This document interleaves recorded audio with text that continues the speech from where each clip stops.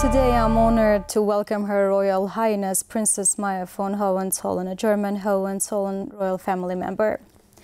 Princess Maja, thank you for accepting the interview request. 2 weeks ago you were in Armenia. What were your first impressions of the country, and were there any particular places or experiences that stood out to you? First of all, thank you very much for having me, and it's a great pleasure to be on your television and to talk to the people of Armenia.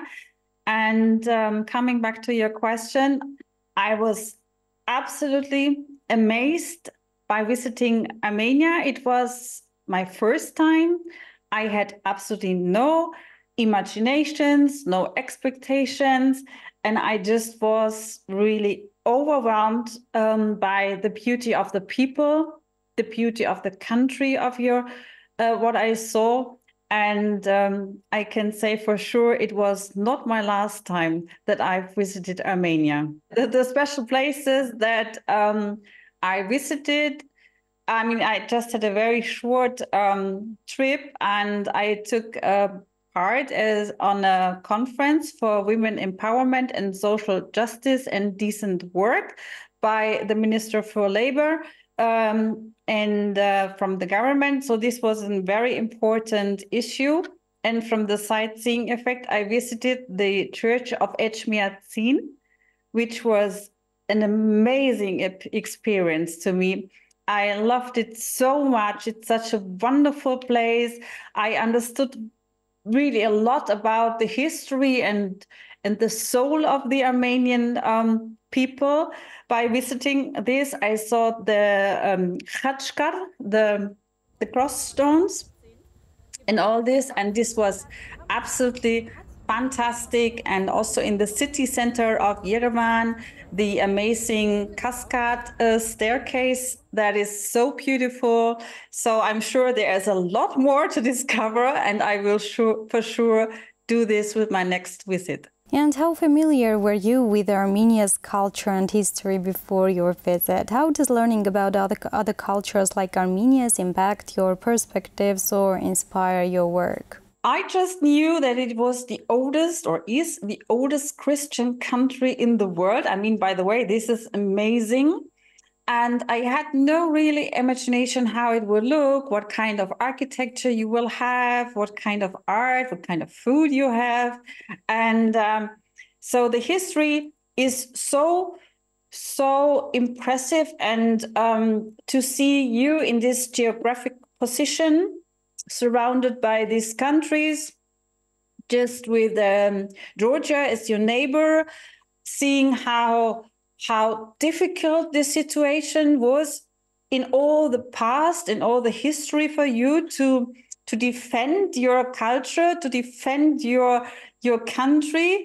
And this is, and you are such a small country, so even more, this is such an amazing achievement that you could provide and could defend your country and your culture all that long time, and now start to negotiate and to start peaceful relationships to partners and to be connected to the rest of the world. I mean, this is not an easy job to do, but I think you're on such a good way.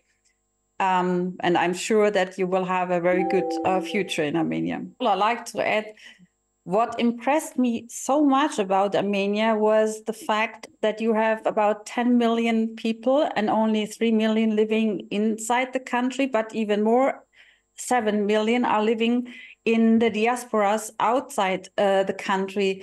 And to feel the bond you have, the community that you have, that is felt to me like a ring from outside that protects Armenia from the outside, you know. So the connection that you have to your country and the connection between all the Armenians, no matter where they live, it's impressive. Really. And Princess Maja, as someone with a strong commitment to humanitarian values, how do you balance your roles as a member of the nobility, public figure, and advocate for global causes? Concerning my position, yeah, I feel absolutely that taking responsibility for humanity values is important. You see, we live in a time, especially today, where humanity has lost at many places, and at the moment we are dealing with a very dangerous situation in the world where we are fearing wars in several places, or we have wars. I mean, you know that very well.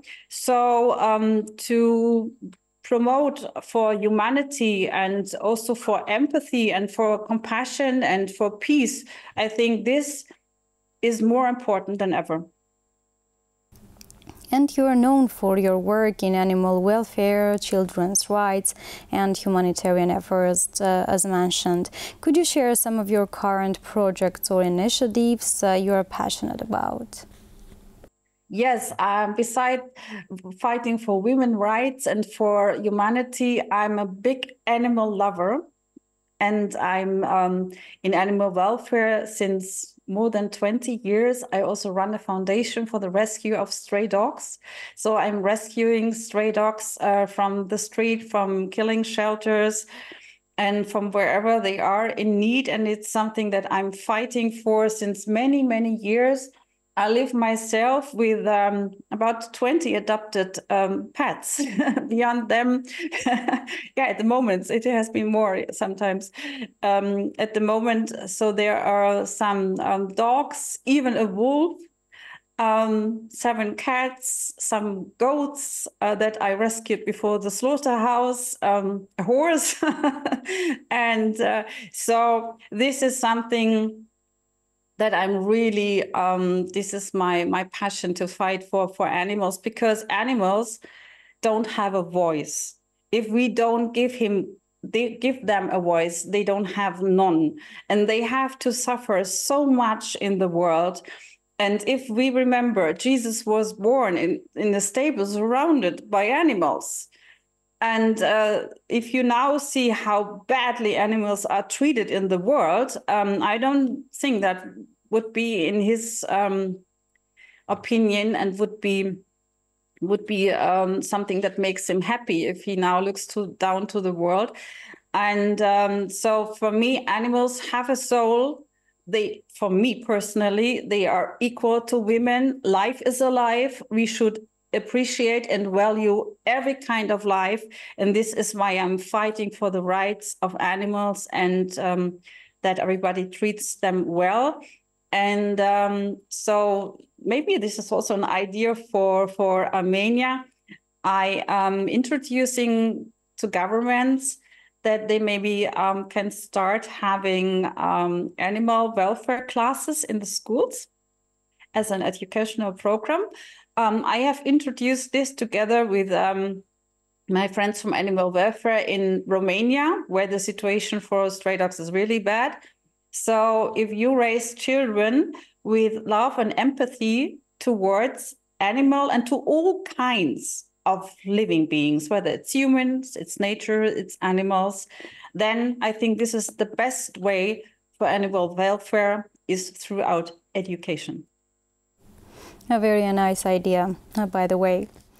And over the years, what have you learned about creating a lasting impact in humanitarian work, and what advice would you give to others looking to make a difference? The best thing is always be an example by yourself. If you live the values that you are promoting yourself, I think you can inspire a lot of people. And for example, I'm also vegan. It's a personal decision, but why I'm vegan? I am vegan because I love animals. I respect any kind of life, and animals are my friends, but I don't want to have them on my table and not on the plate. And so this is, they are friends you don't eat. It's that simple. And I don't expect that everybody shares the same perspective like me, but it's my point of view, and I'm living this. And this means I'm not wearing fur, I'm not wearing leather, I'm not the products that I create as a designer. I was the first designer in the world who created furnitures that were vegan. That means they did not include any, they did not have any ingredients that origin from animals or animal cruelty. They were cruelty-free. I was the first designer who created a vegan bathroom accessories, vegan children toys, and many other products that were non-food and were very unusual, vegan carpets. And I mean, at the beginning, the people asked me, can I eat these carpets? You know, it was really funny to be a vegan design pioneer. But it's the way how I also combine my passion in my profession. So the principles that I have of respect and humanity and compassion, I also bring into my work. And how have your personal experiences shaped your perspective on life and the world?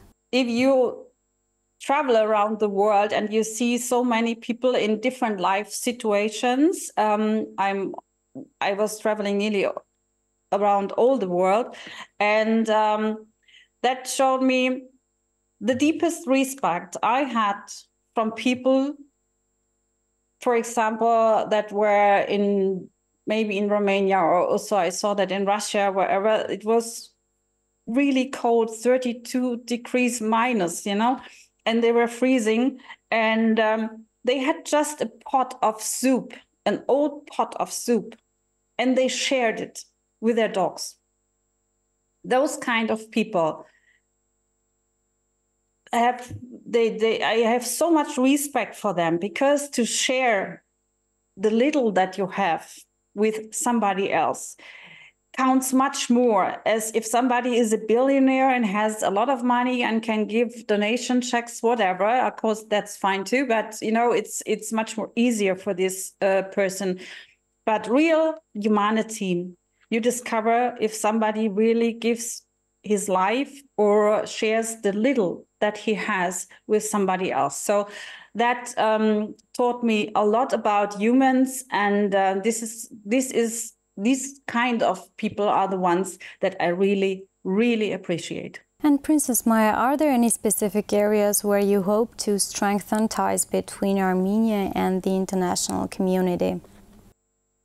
Yes, I really hope that I can do that. First of all, I was publishing a lot about my experience from this amazing trip to Armenia and the experience. So this is maybe something that you should do a little bit more in Armenia. You're doing so good, so do good and talk about, you know. So when you have such an important congress or other events in your country that are so high professional with interesting people from all over the world, you need to transport that via social media and other medias even more, so that people know about it. So you need a little bit more visibility.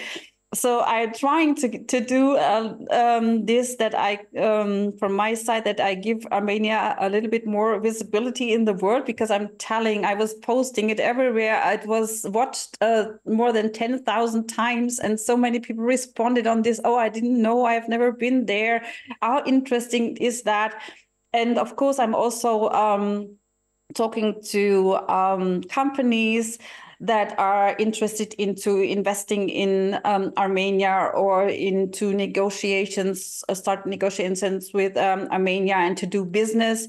So also from that side. So maybe I'm planning to do delegation next spring with international companies that we bring together, and together we are visiting then your country. So this is a kind of, thing and initiative and activities that I would like to bring to Armenia. And what other plans do you have to visit again Armenia, or to deepen your involvement with any Armenian initiatives besides the one you have just talked about? Absolutely. I will definitely visit Armenia again. I'm also very keen on to see other regions of Armenia, maybe also on the countryside, because I'm sure there is a lot of beautiful nature to discover and more history and to meet more beautiful people of Armenia. So I'm not just looking forward to see more from Yerevan, but also from outside and from the surroundings. So on the countryside. So I'm really glad and looking forward to visit Armenia again. Thanks again for the interview, Princess Maja. It was a great pleasure. And I have to say, you also have wonderful designers, as I have also a great the handbag, and I also got a very nice blazer from Manuk Alexanyan. I hope I spelled it correctly. Whatever. Yes. So also I will tell the world to this. And finally, I have to say that you have a government that is so modern, so highly innovative. It's like they have a turbo reformation high-speed program or whatever you will call it, but they are very innovative. They are changing and the country and try to bring it forward in a very, very rapid and quickly and very positive way. Thank you, Princess Maja. Thank you, and greetings and warm greetings to Armenia. Thank you. Today, my guest was Her Highness Princess Maja von Hohenzollern, a German Hohenzollern royal family member. Thanks for watching us.